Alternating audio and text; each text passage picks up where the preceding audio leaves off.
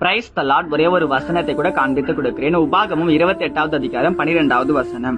நீ அநேகம் ஜாதிகளுக்கு கடன் கொடுப்பாய், நீயோ கடன் வாங்காதிருப்பாய். இன்னைக்கு ஆண்டவர் நம்மளை பார்த்து சொல்றாருங்க, மகனே மகளே, உன் கடன் பிரச்சனையை நான் மாத்த போறேன். நீ கடன் வாங்க போறதுல, நீ அநேகருக்கு கடன் கொடுக்கிற அளவுக்கு நான் உன்னை ஆசீர்வதிக்க போறேன்னு சொல்லி இன்னைக்கு ஆண்டவர் நம்மளை பார்த்தாங்க சொல்றாரு. நீங்க விசுவாசிக்கிறீங்களா? உங்க கடன் பிரச்சனை நிச்சயமா மாறுங்க. இந்த வசனத்திலே சொல்லப்பட்டிருக்கு, நீ கையிட்டு செய்ய வேலையை நான் உன்னை ஆசீர்வதிக்கிறேன் அப்படின்ட்டு. அதாவது ஆண்டவர் நம்ம கையிட்டு செய்யற வேலையை ஆசீர்வதிக்கிறாராமா, அதனால நம்ம கடன் பிரச்சனை மாறப்போகுதமா. அதாவது மகனே மகளே, உன் கடன் பிரச்சனை மாறணும் அப்படின்னா நீ பேங்க்ல லோன் வாங்கணும், அங்க ட்ரை பண்ணணும், இங்க காசு வாங்கலாம், அங்க தண்டல் வாங்கலாம்னு சொல்லி இந்த கடனை வாங்கி அந்த கடன் அடைக்கிறதுக்கு நீ முயற்சி எடுக்காத. நீ சம்பாதித்து வச்சு உன் கடனை உன்னால அடைக்க முடியும்னு சொல்லி நீங்க ஆண்டவர் உங்களை பார்த்து தான் சொல்றாரு. உங்களுக்கு ஒரு நல்ல வேலை கொடுத்து, உங்களுக்கு நல்ல தொழிலை கொடுத்து, அதன் மூலியமா ஆண்டவர் உங்க கடன் பிரச்சனை மாத்துறதுக்கு உங்களுக்கு உதவி செய்வாருங்க.